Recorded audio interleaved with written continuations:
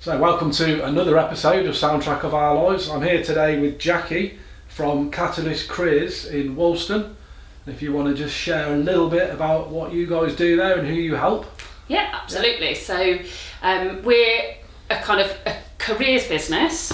So we help with a whole range of services for employers and individuals. So from outplacement support for people that are facing redundancy or coming off a settlement agreement, but then also the more kind of positive aspects of career coaching, supporting people to grow their careers, leadership and management development and team development as well. So yeah, it's a kind of full range of careers. Quite a comprehensive thing then really, so no matter what situation you're in, there's going to be something that you can help somebody with. Yeah, absolutely. Okay, yeah. And it's you and a business partner, there's two of you at the team, Yeah, so my colleague Pam, we've got a podcast ourselves, a Career and Leadership Real Talk, and it was off the back of that. So we were friends, we started the podcast because we felt like there was so much stuff that we were talking about that we were kind of like, we'll just record this and put it out there.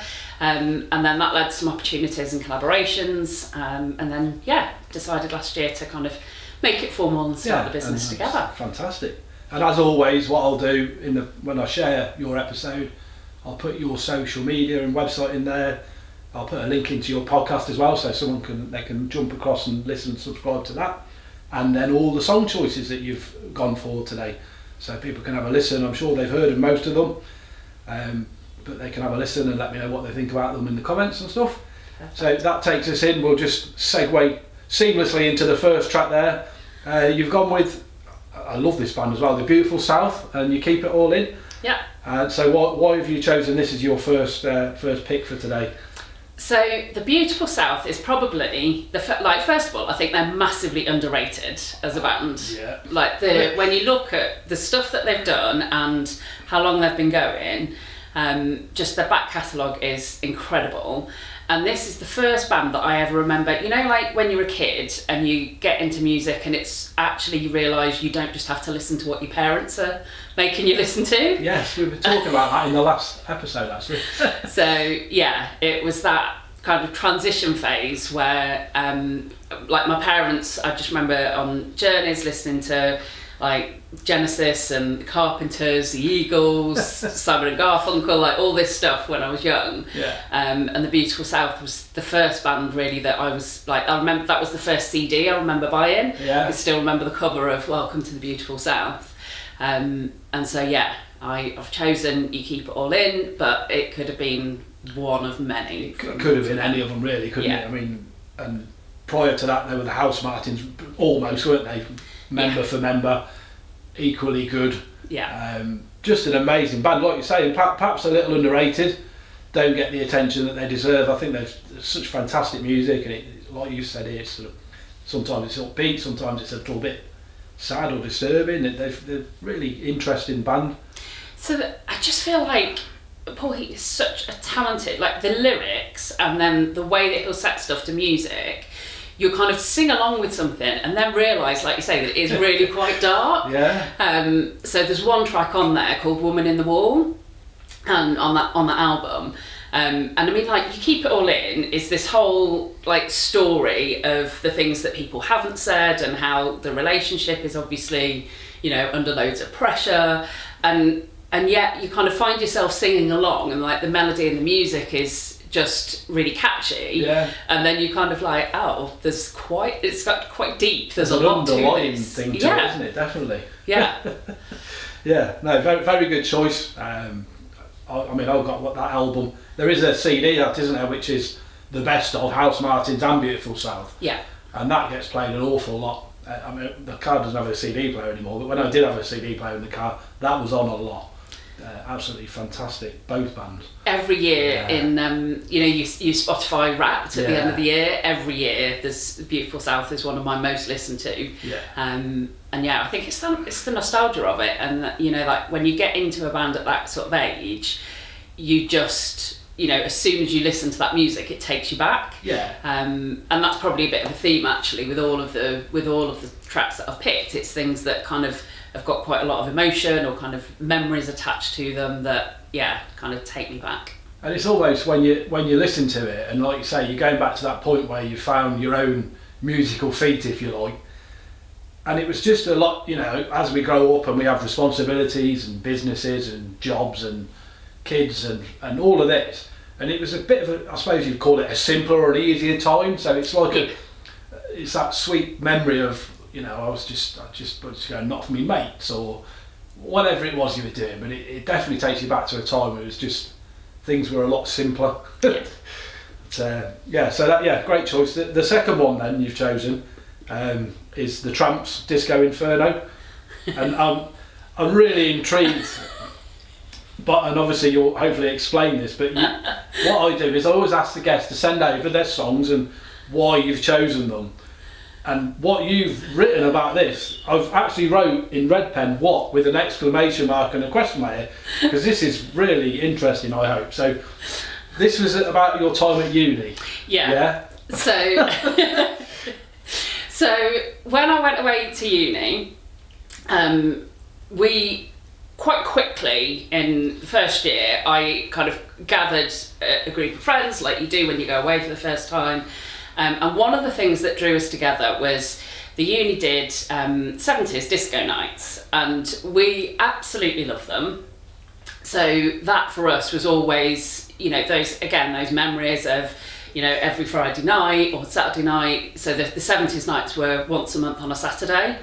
And we had a big communal kitchen, we'd be getting ready, you know, like sort of going down, there was different themes for some of them. So I remember there was one that was Cagney and Lacey or Starsky and Hutch theme, and you know, we've got pictures of us in these like absolutely hideous outfits that we sourced from charity shops at the time. You get very creative, don't you, when you're at uni? Yeah. So, and then one of my friends met a guy that was running the one of the 70s nights, and it was M&M's, it was called, and she somehow in this bizarre conversation managed to like wang it so that the next one we could be on stage as dancers. Like, you know, somebody like your housemate comes home and just tells you this mad story of like, oh yeah, I was talking to this guy and it turned out that he runs M&M's and I told him how much we liked it.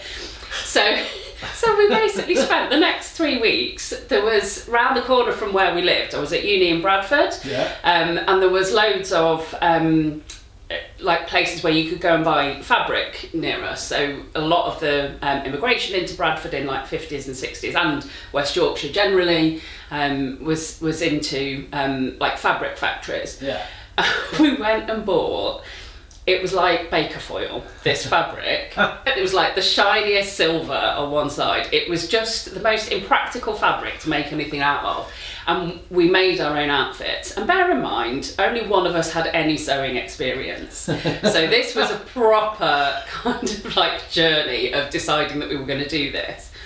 And so I ended up with this silver dress and a feather boa. And we were going on stage dancing.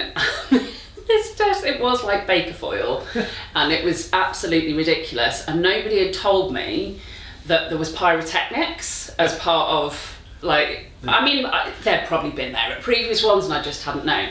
And it was like one of the, you know, like the T-shaped stage. So you've got like the main bit of the stage and then like a little runway bit. And we were living our best life. Oh, you were rocking it on absolutely that stage, strutting down this catwalk in my baker foil dress to this song. So Disco Inferno as a real kind of like get the party started type thing at the start of the night. And then at the end of the song they set off the pyrotechnics and basically burnt off like the tights off my legs, and then like probably the bottom 3 inches. So it was literally, I was so lucky that the whole thing didn't go up in flames. But yeah, I ended up with this like really wonky dress that was like 3 inches shorter at the front than at the back. But yeah, just what a sign! I bet the whole thing was just comical as well, wasn't it? This fire and stuff's gone wrong, and it just makes the whole thing much more fun. Well, it took me a minute to know what had happened, because I was like, what was, you sort of, the bang and the fireworks, and then like I suddenly became aware that I was like, oh, what's gone on there? And it wasn't until I actually got off stage that I properly figured it out. Because like the top half of my tights in the back was still there.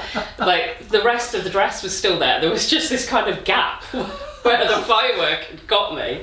But yeah, very, very fortunate that it wasn't worse. Yeah, thankfully it didn't go up the whole thing. Would anyone else catch fire as well? Or no, just me. You? Yeah. just a me thing.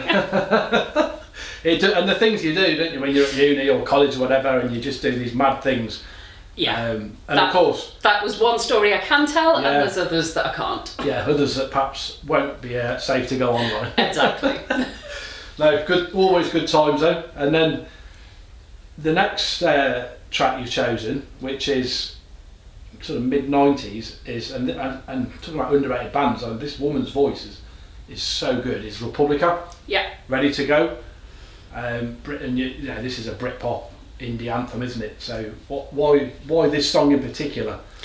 Yeah, so this would have come out again just as I was going to uni, so probably this would have been in like the year between finishing school and going to uni, around that sort of time, that they kind of came to the fore. And you obviously had all like the big Britpop bands and the whole Blur Oasis thing, and that was a big part of my kind of youth at that point.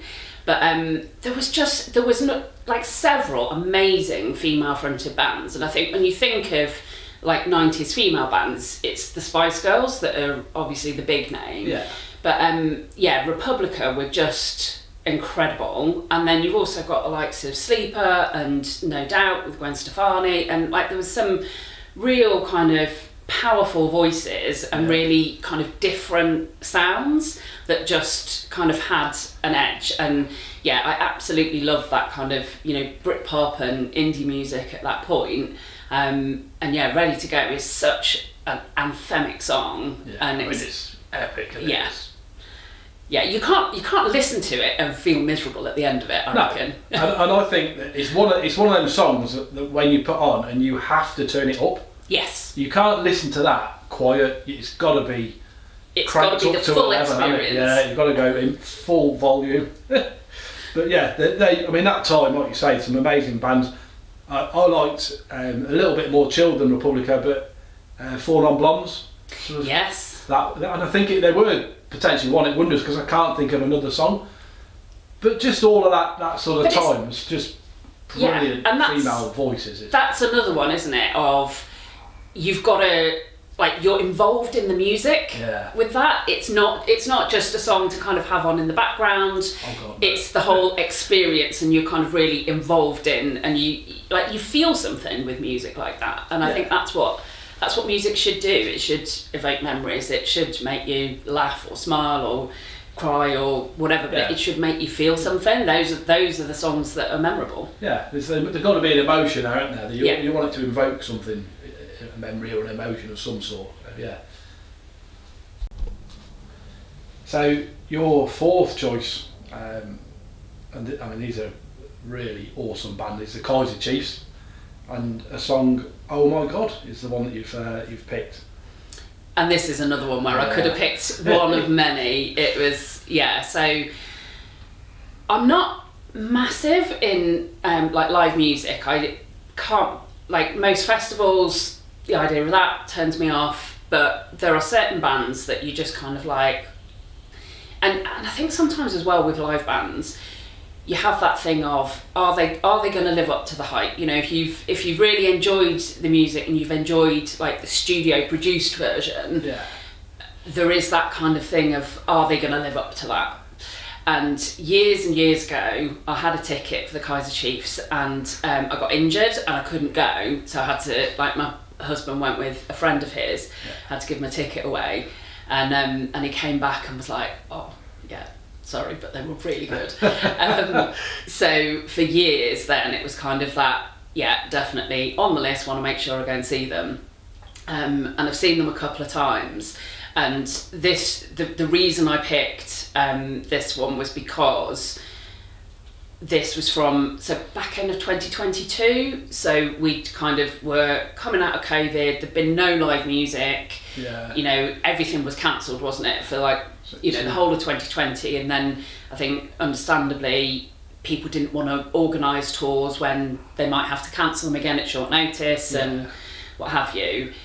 So yeah, it was the back end of 2022 and kind of the first proper live music that I went and saw kind of coming out of COVID, and they were all of those years of kind of having given up my ticket. I had seen them in between. I'd seen them at Carfest, but yeah, that and kind of just going to see them, they were absolutely brilliant. And I remember coming out, saw them in Birmingham, and I remember coming out and being stood at the side, and literally the energy as everybody was going past, everybody was saying was like, oh my god, how good was that? Oh, they were amazing. You know, like obviously these are fans, these are people that have seen them before, that kind of know what to expect. And yeah, I just kind of feel like over the years, he just holds the stage, he holds an audience. The show was incredible. You know, it's that energy that they managed to create, and the emotion that you just feel like carried along in the whole evening. So yeah, they are epic, and definitely will not be the last time I see them live. No, you'll be booking another ticket, I'm sure, by the sounds of it, and I think I need to book a ticket and go and have a listen. Have you not seen them? I haven't seen them live, no. You will not regret it. You've sold me completely. You will not regret it. Yeah, definitely. And I feel like he was kind of talking as well, Ricky Wilson was talking about kind of his earlier part of his career, and kind of talking about, you know, in those days I don't remember what was going on stage, and you know, he's matured and kind of, I feel like he's more bothered about not just being famous and not just being the frontman of a band, but actually the whole kind of show and, you know, the production and the experience. You know, I suspect probably they're one that's improved over time because of that. That was the sense I got. I didn't have anything really to compare it to, because it was probably only about 4 or 5 years since I'd first seen them, but yeah, I kind of feel like definitely kind of polished the whole thing and made it a lot more enjoyable. By the sound of it. Okay, I need to look out for them then, because that's a pretty resounding recommendation. And I love the Kaiser Chiefs anyway, they're an amazing band, so yeah, we're right up my street. And your last choice then for today, and this is a song I was saying to you before we started, isn't one I know off the top of my head, although I'm sure as soon as I heard it, I'd probably recognise it. And it's Natasha Bedingfield with Unwritten. Yeah. So this one for me is really about the lyrics, and I probably wasn't that fussed on this when it first came out. So it's I guess about 10 years old or something, maybe a bit more. And I think what really speaks to me now about this is just linking it to the work I do. So a lot of the coaching work I do, I will work with people who are kind of ambitious but holding themselves back, and kind of, you know, they want to progress in their career, but it's kind of, am I really good enough? Can I do that? And so the lyrics of this, she's essentially talking about opportunity and how like the rest of your life is a book and it's unwritten, and like it's up to you to kind of let the light in and decide what you want. And there's a couple of lines in it where she talks about, we've been conditioned to not make mistakes. I can't live that way.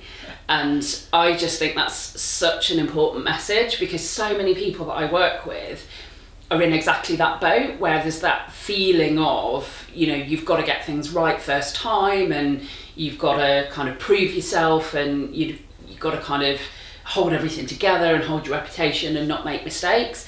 And actually making mistakes is how you learn and grow. You've got to be willing to do that if you want to fulfill your potential. And so that, in terms of the work with my clients, is a big part often of where we kind of explore, how are you holding yourself back, what are the kind of beliefs that you've created that are not serving you, even though kind of people will say I'm a bit of a perfectionist, and it's kind of like they feel like that's a good thing and that means that I strive to give a good result, but actually what it often means is I don't even try something unless I know I can do it well. And so yeah, for me, like the message in this song is really, and again, it's one that I remind myself of, and I will play and kind of really get into kind of that feeling and that emotion of the song. Yeah, it's making yourself, I suppose, realise actually you're capable of a lot more than you think you are. I think I'd say for a lot of people, and like you say, just do it. Just every single person is capable of far more than they realise. We create our own kind of limitations and boundaries and hold ourselves back in all kinds of mostly subconscious ways, and that for me is just so powerful when you just test it a bit, like you don't have to be a totally different person and people will say that they want to be more confident, and I'm like, you don't need to be confident, you need to be brave. Yeah. And anybody can choose to do that, and when you do it, then you generally find the world doesn't stop turning, and actually, even if you do something a bit wrong, you learn from it. And so, yeah, absolutely, that's a central part of coaching, is the belief in the power of human potential. And yeah, that's where that really speaks to me of that. Yeah, it ties in nicely, doesn't it? And it must be rewarding as well when you're working with people and then you see them, that light bulb moment or the breakthrough, you think, wow, hallelujah, they've gone off and got that job or started a martial art or whatever it might be. Yeah. That's just given them that lift of like, yes, they're off doing it whatever. Really is. So there was a client that I had a conversation with last week, and she's got this potential opportunity to step up from a head of to a director level role. And there was this, as there normally is, this question of, can I do it? Am I good enough? And I said to her, okay, so look at the you of 5 years ago. Would you have believed that you could be where you are now at this level? And she was like, no, I wouldn't have thought it 12 months ago. And I was like, so that just shows how much you can grow and change and develop in a relatively short space of time. And literally in the kind of space of that 1 hour call, exactly that happened, of kind of like just that realisation that I don't have to be ready yet. Yeah. I can step into it and become ready as I go. Yeah, that's it. You're learning, aren't you? They're not expecting you to turn up and be ready. You have to go in and learn the role, and if you haven't done it before. With anything new, you've got to be, that's the hardest thing, you've got to be prepared to be a beginner. Yeah.